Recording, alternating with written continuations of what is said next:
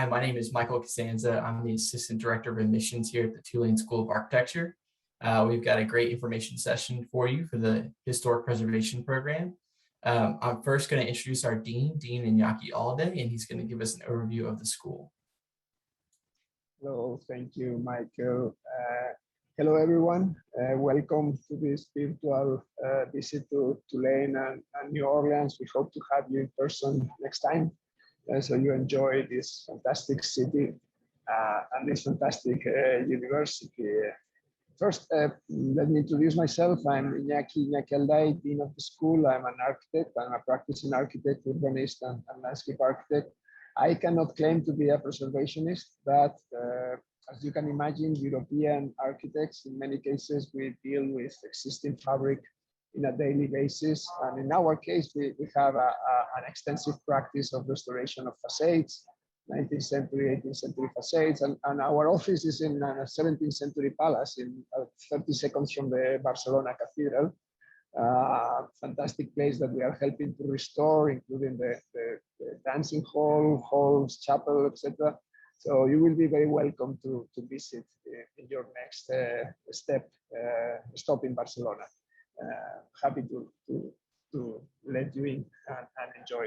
So this is maybe very personal, but also a little bit personal is why New Orleans. I can say that why did I came to New Orleans? I was chair and professor at UVA, University of Virginia, and Tulane made me a very exciting proposal to come as dean of the school.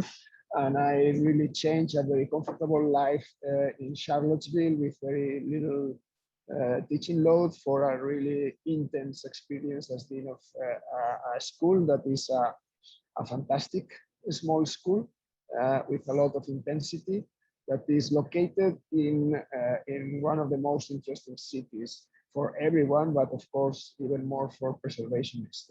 New Orleans, as you all know, is one of the most historic cities in the US. It has an extraordinary culture. I'm sure you all share that idea that our built fabric is also the reflect and lives together with the culture and is infused by that culture. New Orleans is an extraordinary place to see history, to work with history, and to make history present, which is the beauty of New Orleans. That is a city that has a very intense present. We have all the challenges that the world has concentrated in this city. We have economic, racial, equity challenges. Obviously, we have environmental challenges, enormous environmental challenges. We have an extraordinary fabric that we need to keep up. We have an extraordinary fabric that needs to move on, to be preserved, and then to be placed in the future. It's an extraordinary laboratory, and Brent will probably explain why he came also from a comfortable position to a very intense position in an extraordinary city. Tulane School of Architecture is the School of Architecture and the Built Environment. We have architecture, we have preservation, is one of the oldest programs and most traditional programs in the US and prestigious. We have real estate, sustainable real estate development, we have design, and we will have soon landscape architecture and engineering. We deal with entire built environment. And the beauty of this school is that it is a small school in which we are organized in programs.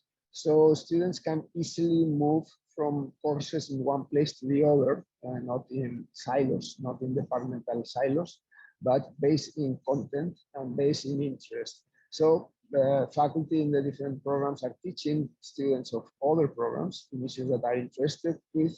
We have Jesse Keenan, the major expert in climate change and real estate. We have Brent Contenberry, extraordinary professor in preservation. Architecture students are taking those courses. Preservation students are taking architecture courses and real estate courses, etc. We try to provide an education that is broad and it's complete, and will allow you to be successful in the world. Because what we know is that the world is very complex. We don't solve major issues through very specific disciplinary. We need deep knowledge, but we need broad understanding of the issues. So that's why we are very focused in Tulane, not just in interdisciplinary, it's in a we are focusing on fluidity in between the fields. So each of you is able to grab the pieces of knowledge that you need, including knowledges that are not strictly related if you are interested with. Tulane is a tier 1 research university. It's one of the selected group of top research universities in North America. Is one of the smallest, the second to the smallest, if I am correct, which means that we have everything, but given the smaller scale, much more accessible. It's a university in which you can reach faculty of any place in the school, but also faculty of any department at the university. It's very collaborative. All the deans of the schools are experts in the fringes of our fields of study. We collaborate. I was mentioning this new degree in landscape architecture and engineering. So we have several collaborative endeavors across the university. And this is really a place in which we don't work in silos. Just to finish, we are dealing with the important issues that are going on in the world. Tulane University was founded as a medical college to deal with yellow fever in New Orleans 200 years ago. This origin of dealing with severe problems as yellow fever is in our DNA. So we deal with serious problems. We are not in our ivory tower. We are not in our own things. We are embedded in the society of New Orleans. We are embedded in the society of the Gulf, and we are embedded in the world and in the problems of the world. We are not talking to ourselves. We are talking to the world. We are solving issues. We are committed to be relevant.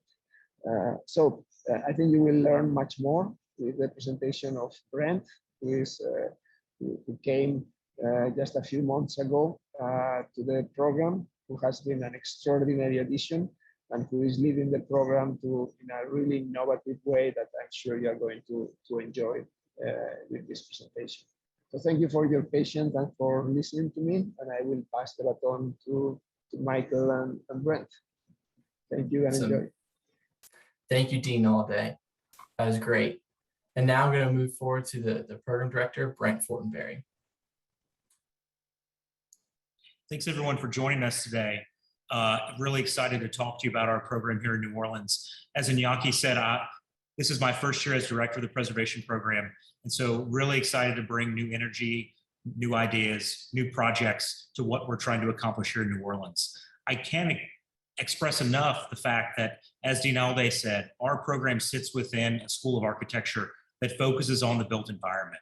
And so working with architects, working with real estate and developers is at the core of how we approach not only learning, but also how we approach what we do in the real world. And so New Orleans, there's no better place in the world to study the historic built environment. With overlapping challenges of climate change, social justice, and heritage justice, we are at the forefront of the challenges that face society in the 21st century. So why not come and join us on the front lines of all the challenges that face the historic built environment and society in the 21st century? I'm going to share with you a brief PowerPoint to talk a little bit about our program, but also focus on a lot of the thematic elements of what you'll learn throughout your time here in New Orleans.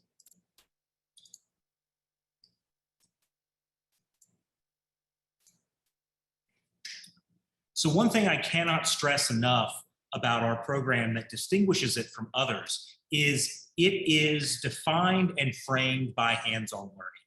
Preservation is an applied discipline. The best way to understand an historic building, the best way to understand the way that the material past exists in the present is to get out beyond the classroom. And so here you see photographs of some of our students in the field. On the left, students in Barbados looking at a 17th century windmill. On the right, students recording an historic building in Bermuda. This is the moment where what you learn in the classroom is applied in the real world. The other hallmark of our program is by hands-on learning and applied learning. What I mean is what we do in the classroom really makes a difference to those stakeholders that we work with. What we do is not merely intellectual exercises, whether it be writing conditions reports for historic homeowner, whether it be doing a conditions assessment and documentation of a building that might be at risk. What we do in the classroom has a direct impact on not only the historic resources, but the stakeholders who own, work, and live within the context in which we work. And so really that, with the size of our program, which is not a huge a set of students, a small set of students between 10 and 15 students, you really get that hands-on learning that is much different than many of the programs in this country. And so as I walk through this presentation, keep in mind that all these projects, all this work that we're doing has a direct impact on the communities in which we work. And really, for me, as a teaching philosophy, that is at the heart of preservation. That's what distinguishes it in many ways from history and archaeology, is that we can make a difference to people who engage with the historic past as it exists in the present. And so keep that in mind when you're thinking about how our program is positioned with others, is that hands-on learning is at the core of what we do at Tulane. So what are some of the major elements of how we teach, how we research, how we do that service? Number one is we've made a huge push to infuse technology in the way that we undertake our work, both in the classroom and in the field. And so here at Tulane, the infusion of technology is at a core of what we do. What does that mean? In our classes, you'll learn things like GIS, you'll learn things like laser scanning here on the right, you'll learn how to fly a drone for historic building assessments. And so technology really is the way that preservation can stay relevant, whether it be in rapid documentation, whether it be having a digital exhibit or interpretation for a historic site. You will learn all the applications of new technology for the way that it can engage stakeholders in the 21st century. More and more, we consume the world through screens, whether it be a cell phone, whether it be through a computer, whether it be through a television. And so we as preservationists, in order to stay relevant, need to stay up to date on the new technologies, not only because it's oftentimes much more efficient, much more rapid, but also it's the way that people are now consuming the world. And so technology is really at the heart of what we do at Tulane. And so here you see examples of photogrammetric modeling, of laser scanning of historic buildings on the left here, an historic building in South Carolina on the right, a ruined building in St. George's in Bermuda. And so you'll learn all these techniques to apply technologies. And I will say the other upside of learning technology in our field is that it will put you in a better position to get a job. And really, at the end of the day, graduate school is about placing you in an optimal position in the professional field. And so our philosophy here is understanding what your needs are, where you want to go, and how can we give you the tools and the skill set to do that. Many of our students get jobs based solely on, or in large part, due to the fact that they know the newest version of GIS, how to do documentation with laser scanning, photogrammetry, drone survey. All those are things that you can add to your toolkit as you move from the program into the field, and it'll put you ahead. We prepare you to be a leader in the field of preservation. Here you see another example of a photogrammetric model from a 17th century site that we use to give to carpenters to recreate a mantelpiece. You can see the kinds of amazing details that we were able to capture and reconstruct just with a camera. GIS is another major component of the tools that you need. Essentially, any job in preservation is going to engage with GIS, whether it be in planning and policy and documentation. And so we train you in geographic information system, open source GIS softwares as well, to better prepare you to enter the marketplace of preservation. So here you see two students using Survey 123, which is an out-of-the-box ArcGIS app to record tombstones in South Carolina and in Louisiana. And so again, the infusion of that technology is a cornerstone of how we train you to become leaders in the field. Another major component of our program is conservation. So it's not enough, from our point of view, to understand the history of a building. We need to understand what we can do to make it more durable. And so conservation is a major new component of our program in the last year or so. And what we do is we train you to assess what external factors are impacting on historic materials. And then what are those treatments that you can apply to historic materials to make them more durable, to make them last over time. We're incredibly lucky that we were able to set up a lab here with microscopes, computers, analytical material to be able to train you in the proper techniques of analysis and treatment for historic materials. And so we're incredibly excited to add that to our portfolio of what we can train you in this program. And so conservation is incredibly important in all sectors of preservation as well. Because if you don't understand the various agents of decay that are impacting that are impacting historic buildings, then you cannot work with building owners and stakeholders to come up with management plans, to come up with ways to make buildings, materials, and landscapes last longer. So whether you move into policy, whether you move into planning or the nonprofit world, understanding conservation from an architectural and preservation point of view is critical to your success as a leader in preservation. Here you see some examples of some of the work that we've done here on the left, doing assessment of a 17th century building in Maryland. And on the right, I'm taking paint samples from a roof in St. George's in Bermuda, a World Heritage Site. So you'll learn how to extract samples, how to do materials analysis, how to do conditions assessments, and how to do management plans. Again, all those real world skills through hands-on learning at historic sites that will give you a robust training to enter the field immediately after you graduate. And then finally, the third corner of what we work on and accomplish in our program is social and heritage justice.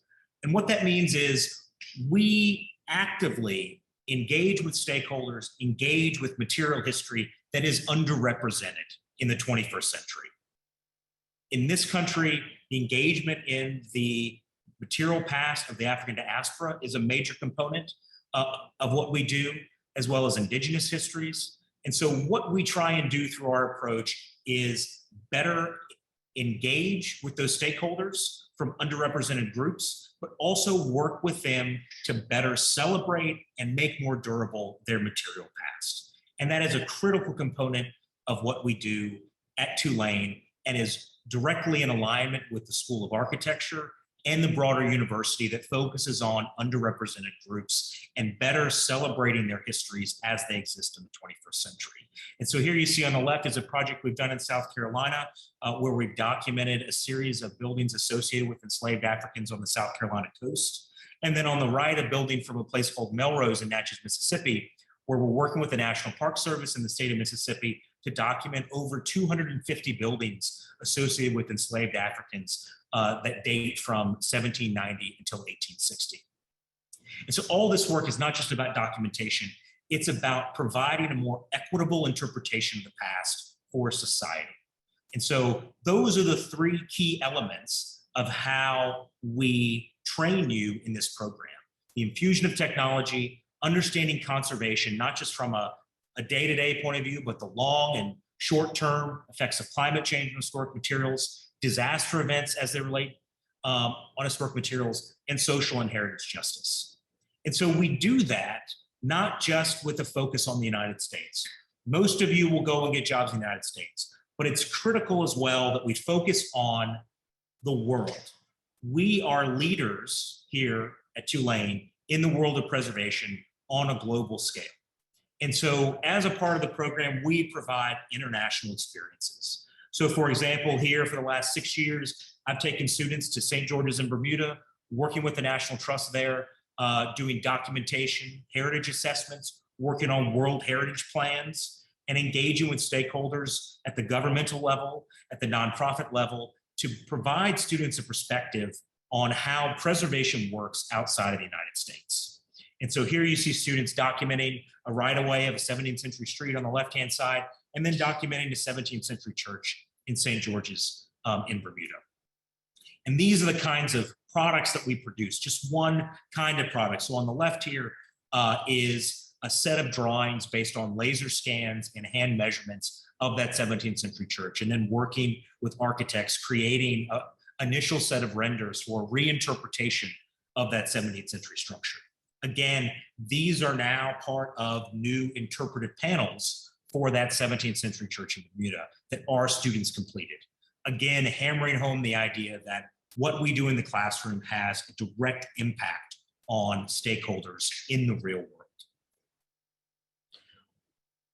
Our program is based around that hands-on experience. And so you as a student in this program will be involved in the major projects that we work on. Again, we have research projects, we have engaged research projects, which are service learning projects that are all part of the educational experience at Tulane.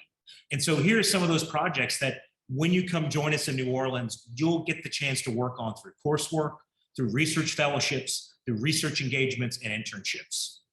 The first is a global project working with stakeholders from Europe, the Caribbean, South America, that identifies heritage at risk, that works with stakeholders to identify at-risk structures and come up with management plans as a part of the management of historic resources. And so here is a building in a place called Spanish Town in Jamaica, which we documented working with the Jamaica National Heritage Trust and the government of Jamaica to come up with a management plan for this building. This building, as you can see, is not in great shape. Ironically, the day after we laser scanned this building, a car hit the foundation on the side of the building and it collapsed completely. And so without the documentation that our program did, we would have no record of this 18th century structure. And so that instance really hammered home the dire need for academic units, and our program in particular, that has such a global reach, to work with partners such as the Commonwealth Heritage Forum, to work with the Getty Conservation Institute, to create this network of heritage at risk stakeholders and management plans. And so the Heritage Forum is out of London. The Arches, which is the platform we're using, is based from the Getty Institution. And we're working with a global network from West Africa to the Caribbean to India and Fiji to work directly with stakeholders for a values-based approach to identifying heritage that's at risk. And so when you come to work with us in New Orleans, there'll be opportunities for research in those places, opportunities to work on those projects from here in New Orleans and abroad. Another major component, as I mentioned, is conservation from a resilience point of view. And so with the ongoing effect of climate change, the increase of hurricanes and natural disasters, how can we as preservationists leverage technology, working across silos in the academy with climate scientists, planners, with archaeologists and others to better understand the impact that disaster events and long-term climate change has on historic resources. And so what you see here is some modeling that we've done in Galveston, Texas, using a grant from the National Park Service. And so we have laser scanned all of Galveston and then using historical flood information, begun to create flood modeling scenarios for historic resources.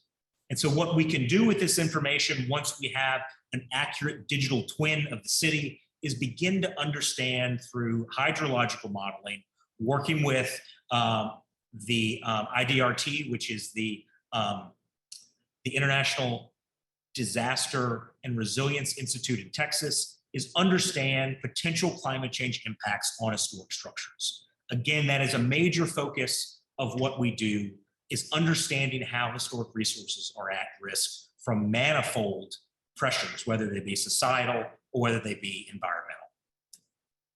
And then finally, as I mentioned before, another major program that we're doing, working with the National Park Service and working with the state of Mississippi and the Historic Natchez Foundation, is the Natchez Outbuilding Survey. And so again, focusing on those issues of documenting underrepresented histories, underrepresented lifeways of the past. We are documenting not the main houses as you see here at a place called Longwood, but we're interested in those spaces associated with enslaved Africans. And so we're creating a series of documentation drawings, as well as working directly with the National Park Service to create new interpretive paneling that celebrates and acknowledges the contributions of the African diaspora during this period in Mississippi's history. And so as a part of our studio class, we go to Natchez for a week and spend time documenting these resources and working directly with the National Park Service and the state of Mississippi to create management plans, but also new interpretive narratives as a part of their preservation and interpretation in the 21st century. So what does our program look like? Right now, we have an intensive 2 semesters of coursework, and then in year 2 in the spring, we have a thesis and practicum. And so through this curriculum, you will learn the core elements of preservation, from policy and law to advocacy in the nonprofit world, documentation, history of American architecture, preservation technology, economics, that international field studies course, urban conservation, New Orleans architecture, and an internship. And through that coursework, we will begin to formulate ideas about how your practicum or your thesis will position you to where you want to land a job.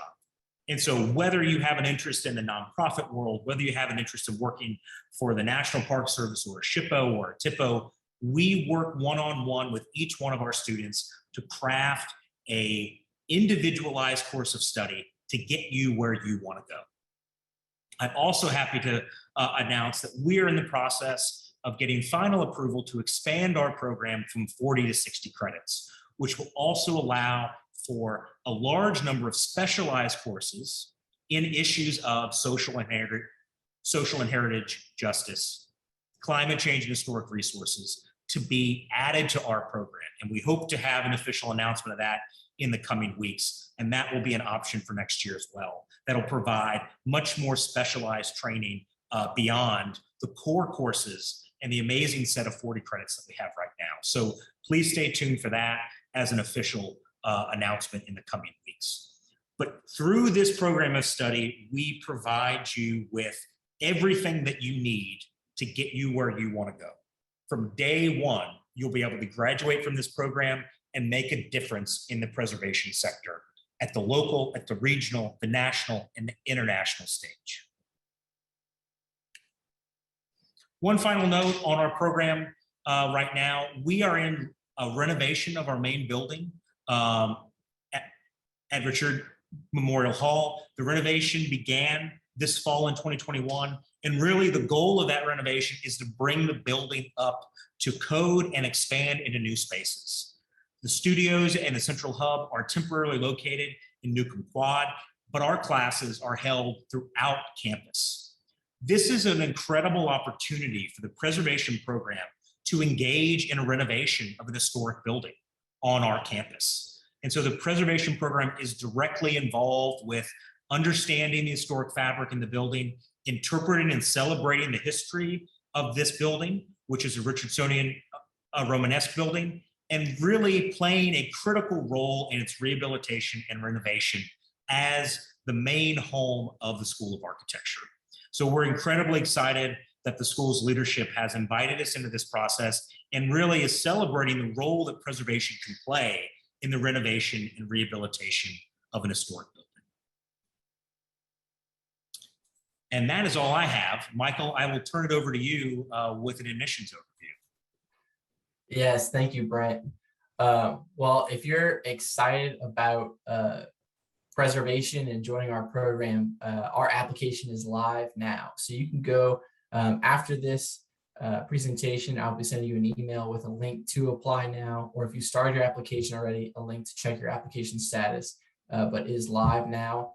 The things we need to complete your application, you need to complete the online application form.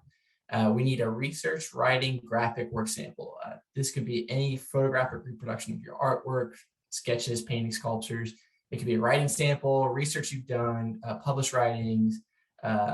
We encourage free thinking in this requirement. Really want to see some sample of your work.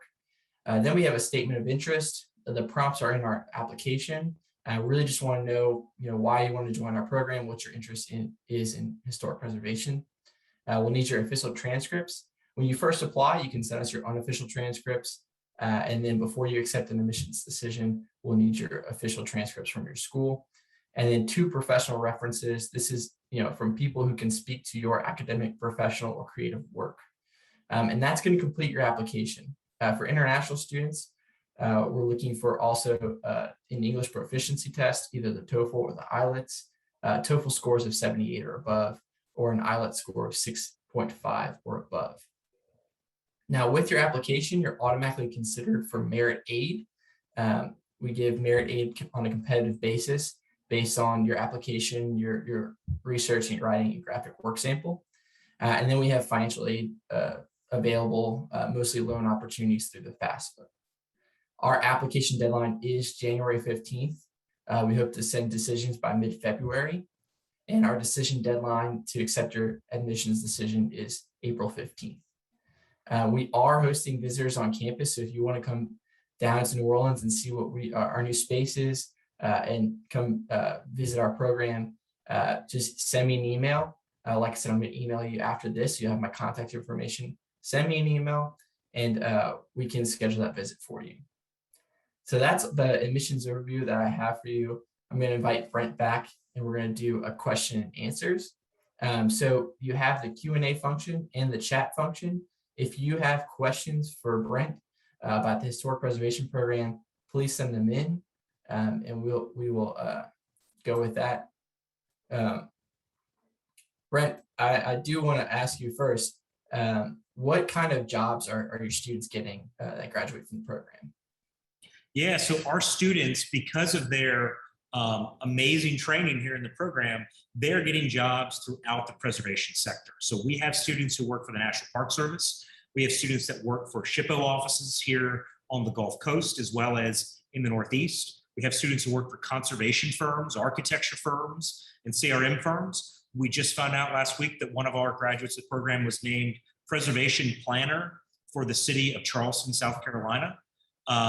We also have students working overseas for the Global Heritage Fund, as well as other nonprofits at the National Trust level and beyond. And so, again, one of the great, amazing things about our program, which is intensive and nimble, is we can craft a learning experience and a training experience for you that will get you into the sector of the preservation world that you want, whether that be on the policy side, on the conservation side, on the technology side, in the nonprofit era. We really want to get you where you want to go from our program and become a leader, an impact-oriented leader in preservation. Awesome. I'm going to also ask you, what excites you most about preservation in New Orleans? I think what excites me the most about preservation in New Orleans is that New Orleans as a city really is an international model for how we can balance issues of sustainability and resilience of an historic built environment with the broader challenges of the 21st century, whether that be climate change, the development pressures, challenges of social and racial justice. New Orleans is the place where all of these challenges intersect. And so why not come and learn and be trained in a place that is at the forefront of preservation policy and impact and research across the globe. That's awesome. We have a student here asking, what's the difference between a thesis and a practicum? Absolutely. So Claire, our program, unlike many others, really recognizes the fact that preservation is an applied, practice-oriented discipline. So it doesn't just exist in the academy, it exists as a real-world profession. And so a thesis would be your typical thesis in an academic environment that has a research question, a methodology, interpretation, and then your outcomes. We offer a practicum, which is essentially a project-based capstone project. And so we have students who work with the National Park Service doing documentation. We have students who are working with conservation firms on projects. And so the practicum really is for those students that want to get more experience, add to their portfolio and skill set in the real world as a part of their capstone project. And I have to say, many of our students, the practicum project is that vehicle to their first job in the preservation world. And so many of our students have worked with the National Park Service, and they finished, and then they've gotten a job with the National Park Service because of that project capstone element to our program. And so it really is designed to give you more experience, more things to go in your portfolio, your body of work that will better place you in the professional world. Thank you, Brent. Another student asked, what types of jobs in the preservation field or even outside the field do the professors of this program hold? Yeah, so for me, I'm a full-time academic. But I also work very closely with nonprofit stakeholders. Our faculty are architects. Our faculties work for nonprofits here in New Orleans at the Preservation Resource Center, Historic New Orleans Collection. Our faculty have their own businesses in conservation. One of our faculty works for the Catholic cemeteries as their primary preservation management director. We have faculty who are scientists who teach conservation. And so we have an amazing mix of people that are both academic, but also practitioners in the real world that, again, will give you that hands-on skill set that will get you into the area of preservation practice that you want to go. Great, thank you. Remember, if you have any questions, please utilize the Q&A function or the chat function. One student asked, what backgrounds do most incoming students have? Yeah, so one of the great things about preservation and our program here is that you can come from any academic background, any training, and jump right in. We do not have requirements to enter the program from any one academic background. And that's not because it's not important. It's because preservation, by definition, is a connecting and bridging discipline. And so we have people with planning backgrounds. We have people with architecture backgrounds. We have people with anthropology and archaeology backgrounds. We have people with art history, architecture history backgrounds. We have people with interior design backgrounds. We have historians. We have real world practitioners. We have a carpenter in the program right now. We have environmental science and environmental studies backgrounds. And that is an index of the fact that all these people have a stake in the preservation of the historic built environment. And you can come into our program and be trained in the core and specialized elements of preservation with any background and really use your existing knowledge to make a difference in a particular area. So for instance, we have a chemist who's currently in our program. And she's really interested in paint analysis and materials analysis. And so she's working on paint analysis projects with one of our faculty members, learning how to extract paint samples, learning how to look at them under a microscope, learning how to do color matching to understand the evolution of paint sequences in historic buildings. So she's leveraging her chemistry background in the program and as a part of research that's going on. Another student in the program now has a GIS background. And so they're working directly with me on a GIS and database mapping project, knowing that they want to enter the field in planning and policy oriented slots. Great. One student asked, you mentioned trips to classes. When would those usually take place? And then with that too, can you do the thesis anywhere? You can do the thesis anywhere. And so our trips primarily happen in the wintermester and then the Maymester.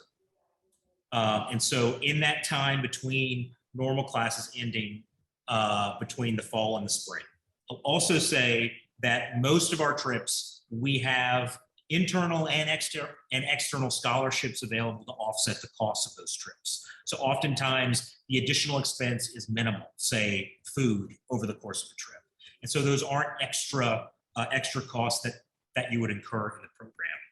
And I also want to hammer home again, for me, as I previously worked at public and state universities, we're a private institution. So with every offer of admission, we have merit aid that we can give to students who apply. So that merit aid offsets the cost of the program. So that number that you see on our website with our cost of tuition, you will 99.99999 times out of 100 receive a merit aid offer as a part of that. And our merit aid ranges, from the 40 to 50 to 60% range. Additionally, we have research fellowships that are available. Students working with faculty on research projects. So the students working with me on many of my projects, as well as other faculty. All those things not only offset the cost, but they also provide you with amazing experiences, more experiences in the research areas of preservation to, again, build up your experience to enter the job market one day. Awesome. Thank you, Brent. Well, that is going to conclude our virtual information session. We hope you're excited about historic preservation at Tulane. A reminder that I will be sending you a link to apply following this session. So if you are interested in applying, reach out to us. But we want to thank you for coming, and y'all have a great day. Thank you all very much.